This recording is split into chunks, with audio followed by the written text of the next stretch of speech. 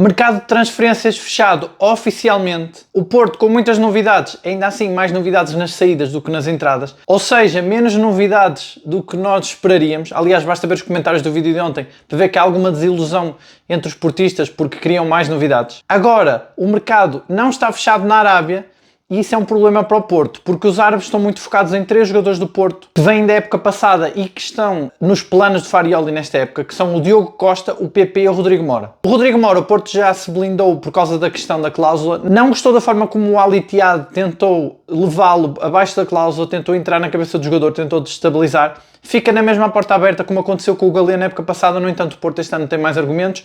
O Rodrigo Mora também é outro jogador, é um jovem da casa que o Porto quer segurar. Eu continuo a dizer que é o maior talento do plantel. O PP também já afirmou que quer ser campeão no Porto, já fechou a porta à Arábia, apesar dos árabes continuarem interessados. Agora o maior interesse recai sobre o Diogo Costa. As notícias dizem que o Al Nassr continua de olho num guarda-redes, o Diogo Costa é o favorito. Agora, claro que o Al Nassr vai tentar outras propostas abaixo da cláusula e o Porto não vai aceitar. Como aconteceu ontem, o Aston Villa tinha 35 milhões, o Galatasaray tinha 25 e o Porto, obviamente, não se sabe nem se eles chegaram a apresentar as propostas que se falava, porque o Porto fechou completamente a porta, só aceita vender pela cláusula e o próprio Diogo Costa também está comprometido para ganhar o campeonato com o Porto. Claro que se for por 75 milhões, ninguém vai achar estranho que ele saia, é um grande encaixe, tem um problema que o Porto só vai poder contratar outro guarda-redes em janeiro, isso dificulta muito, apesar do Cláudio Ramos nos dar garantias, o próprio João Costa parece ser melhor do que o Samuel Portugal. O Diogo Costa é um dos melhores guarda-redes do mundo atualmente, é o guarda-redes da seleção, viu-se no jogo com o Sporting como ele foi decisivo. O Diogo Costa é um dos principais jogadores deste plantel, deste 11, será sempre complicado perdê-lo, não só pela qualidade dele, também pela liderança que ele tem. Mas 75 milhões seria muito, aproximava-se os valores do Kepa do Atlético de Bilbao quando foi para o Chelsea, que é o recorde do guarda-redes, não é normal um guarda-redes custar tanto dinheiro, portanto acho que 75 milhões poderia sair. Vamos ver, é até 10 de setembro, mas o Porto vai fazer tudo para manter estes 3 nomes. Quando eu digo que os portistas estavam à espera de mais novidades, é porque tinha sido identificado pelo próprio treinador e também como vimos aqui nos comentários dos vídeos anteriores, e como eu tinha dito aqui também, o Porto precisava pelo menos de mais um médio e um extremo, acabou por contratar só o Kiwior. Eu volto a tocar numa tecla que muita gente não gostou nos vídeos anteriores, o Kiwior também pode jogar a 6, é porque o Pablo Rosário, que é um 6, jogou a 8 contra o Sporting, portanto pode haver aqui essa polivalência dos jogadores, pode ajudar.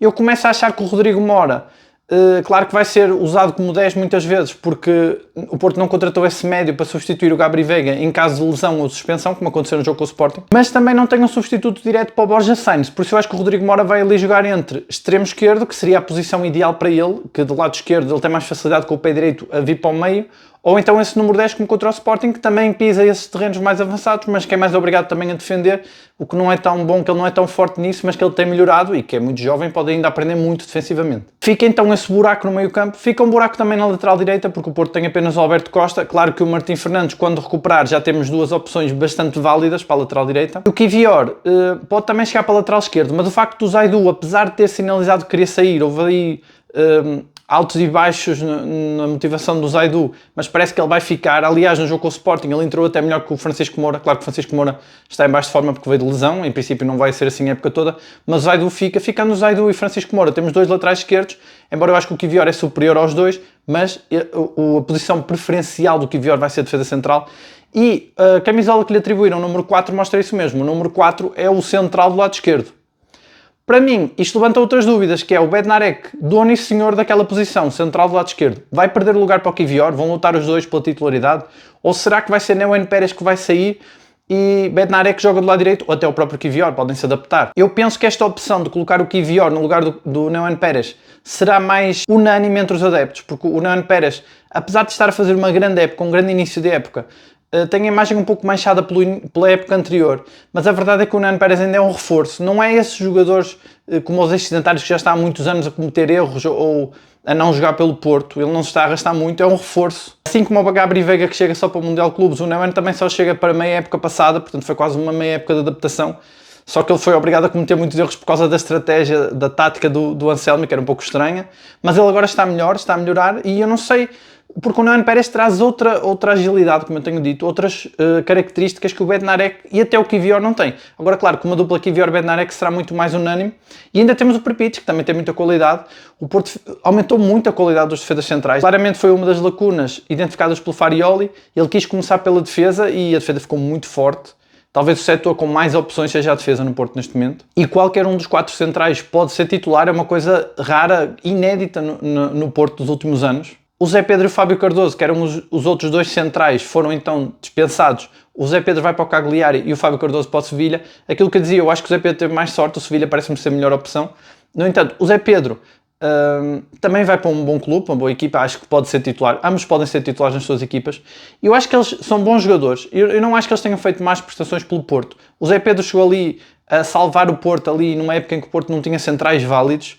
O próprio Fábio Cardoso também, quando foi chamado no tempo de Sérgio Conceição, foi sempre um jogador muito preponderante. Eu acho até que ele foi pouco valorizado porque ele fez boas exibições, era um jogador com muita garra, que não dava nenhum lance por perdido e era bastante fiável na defesa. Agora, claro que estes 4 centrais que o Porto tem agora aumentam muito o nível e era difícil para eles ficar.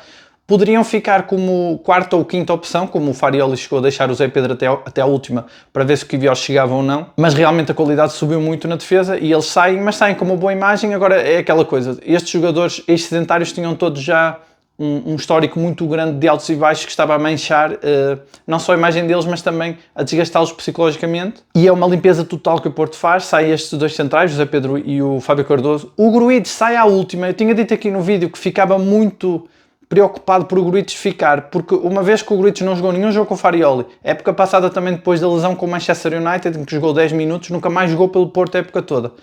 Um jogador que está a ganhar 2 milhões de euros, ficar mais uma época a arrastar-se, seria péssimo para as finanças do clube. Mas o clube melhorou muito nesse aspecto, está a conseguir gerir todos os dossiês, mesmo os mais difíceis. E esta saída do Gruites é muito boa, porque são 2 milhões que o Porto poupa. Ele vai para o AEK, que não é uma equipa assim tão fraca. Eu penso que ele vai jogar competições europeias. Eu não sei se é a Liga Europa ou a Liga dos Campeões. Depois, se alguém souber, deixem aí nos comentários. Eu acho que é a Liga dos Campeões que ele vai jogar. E são tudo equipas para onde estes jogadores vão, que me parece que eles podem ser titulares nessas equipas. O Gruites chegou aqui ao Porto com muita expectativa por ser jogador do Liverpool, mas acho que nunca justificou o investimento. Ainda assim fez alguns bons jogos, não podemos apontar falta de entrega, agora tem muitas limitações e realmente o Farioli encostou logo. Houve aqui o risco dele ficar, mas acabou por não ficar. Agora foi esse buraco no meio campo, mas eu acho que compensa mais ao Porto ficar com menos uma opção no meio campo do que ficar com um Gruites que ganha muito dinheiro. É preferível ir à equipa B se for preciso. E por falar em equipa B, o Porto também contratou o Pedro Lima, lateral direito, emprestado pelo Wolverhampton. É verdade que vai para a equipa B, mas é uma opção a ter em conta. Pelo menos enquanto o Martins estiver lesionado, pode ser um lateral aqui que pode entrar em um ou outro jogo. O Vasco Sousa também saiu para o Moreirense, não sem antes renovar, como tínhamos dito aqui. No entanto, vai uma opção de compra para o Moreirense por 8 milhões de euros. Alguém comentava aqui que achava que era um erro porque o Moreirense podia perfeitamente vendê-lo mais caro para outro clube. Agora também é preciso ver a valorização do jogador. Ele passou uma época praticamente parado por causa da lesão. Ele não se chegou a afirmar no Porto.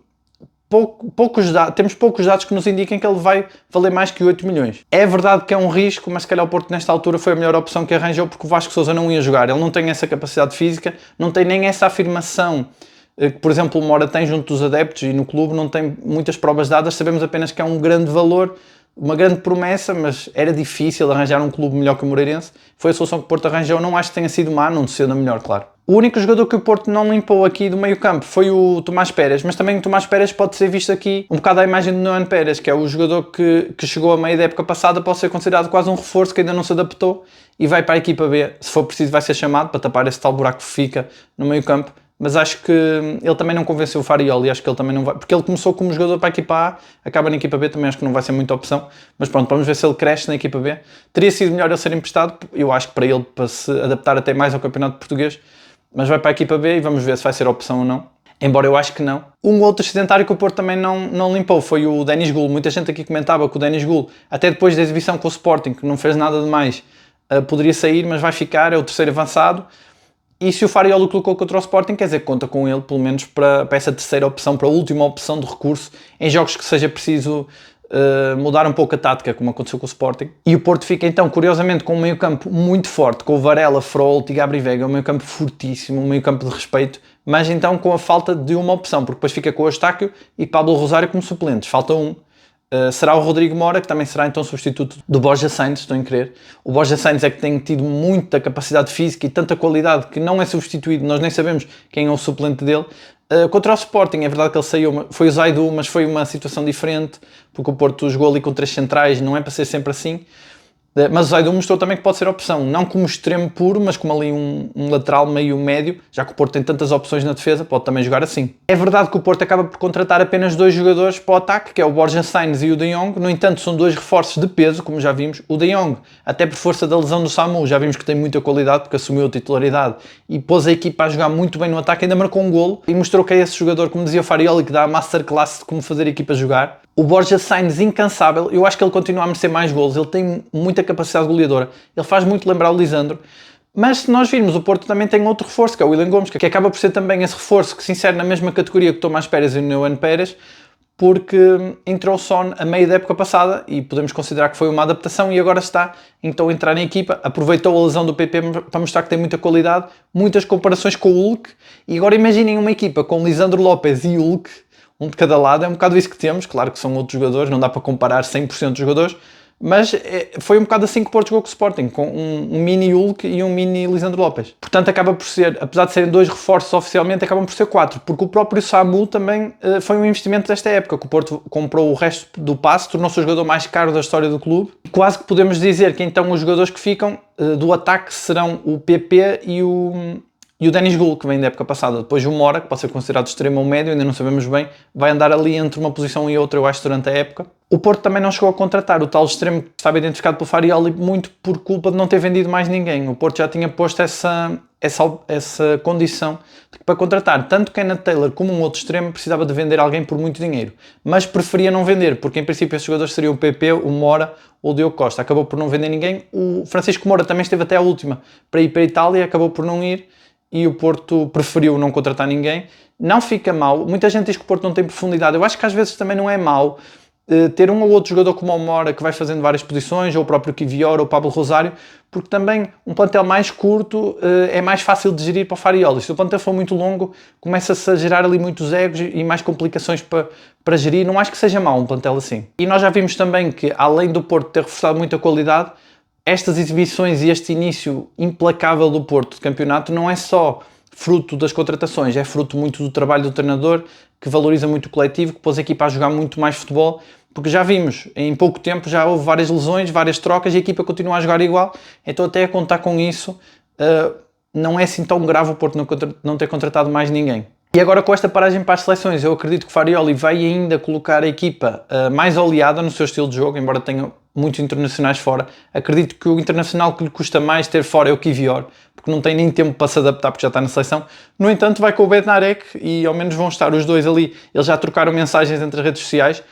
Pode ser que aumente a cumplicidade entre os dois, já que podem ser uma dupla na defesa do Porto. Eu achei muito interessante ver as primeiras declarações do Kivior. Mais uma vez, um jogador que chega, se vocês virem, com declarações muito parecidas com os outros, ou seja, é mesmo um perfil psicológico que o Porto procura, os jogadores focados de trabalho, parecem ser muito profissionais e focados e muito ambiciosos, é isso que eu retiro de todas as declarações de todos os jogadores que chegaram. O Kivior disse até que viu os jogos todos do Porto enquanto esperava pela contratação e que adorou o ambiente no estádio, que está ansioso por ganhar títulos pelo Porto. É muito parecido com as declarações dos outros jogadores. E o Porto parte então para estas 2 semanas de paragem para as seleções muito confiante. Eu acho que sai mais forte deste mercado de transferências. Conseguiu a principal contratação, que era o Kivior, e conseguiu uma grande vitória, que foi não sair nenhum dos principais jogadores. O plantel está unido, está forte. Não podia pedir melhor exibição e um jogo mais importante, uma vitória mais importante do que a que teve com o Sporting antes da paragem. Vai para a paragem em primeiro lugar. A equipa muito focada. Hoje surgem notícias de que o Porto revelou qual foi o motivo daquele festejo do William Gomes, a fazer uns óculos com as mãos nos olhos. Esse festejo criou muita celeuma entre os adeptos do Sporting, mas afinal era uma dedicatória ao PP, porque ele está a usar óculos de proteção por causa da sua lesão nos olhos. E para mim, esta notícia, que enfim é um detalhe, mas que mostra muito esse tal foco que eu tenho dito que o Porto tem. Nos jogos, o Porto tenta se superiorizar psicologicamente, fisicamente e na intensidade ao adversário, sem ligar muito a essas questões. Claro que é difícil uma época inteira não haver queixas de arbitragem, ou, até porque o Porto já tem algumas razões de queixa, ou algum conflito com os adversários, mas o Porto tem passado por cima disso e dá para ver aqui a diferença de foco do Porto e do Sporting, porque nós todos vimos nas imagens o Pote a reclamar com o William por ele estar a fazer esse festejo, porque achou que o festejo era para os adeptos. Ou seja, é um foco superior do Porto. O Porto parece estar focado só em si e em ganhar tudo. E depois vemos que o Sporting, que até é o bicampeão, estava menos focado e estava mais preocupado com essas questões extra futebol que só incendeiam os ânimos, que aumentam a pressão, mas que acabam por jogar contra a própria equipa que a provoca, que neste caso o Sporting fica mais tenso, mais nervoso, e isso notou-se no fim do jogo, que o Sporting já não conseguia criar perigo, estava muito atabalhoado, foi-se enervando, e o Porto está com um foco e uma intensidade muito altas, parece quase que está sempre acima, que voa por cima dessas questões. Isso, claro, que é muito mérito do treinador e também do perfil dos reforços que o Porto tem contratado. O Porto está também, é isso que eu digo do Kiwior, são jogadores que parecem ser muito focados, muito ambiciosos, e isso ajuda bastante depois nessas questões, e num clássico pode fazer a diferença, como fez. E agora eu quero saber de vocês, o que é que vocês acharam deste mercado, que, como o Vilas Boas tinha prometido e cumpriu, foi o maior mercado da história do Porto? Qual é a vossa maior desilusão? Quem é que vocês acham que faltou aqui contratar? Qual é que foi a vossa maior surpresa neste mercado de transferências? Quem é que acham que foi a maior contratação?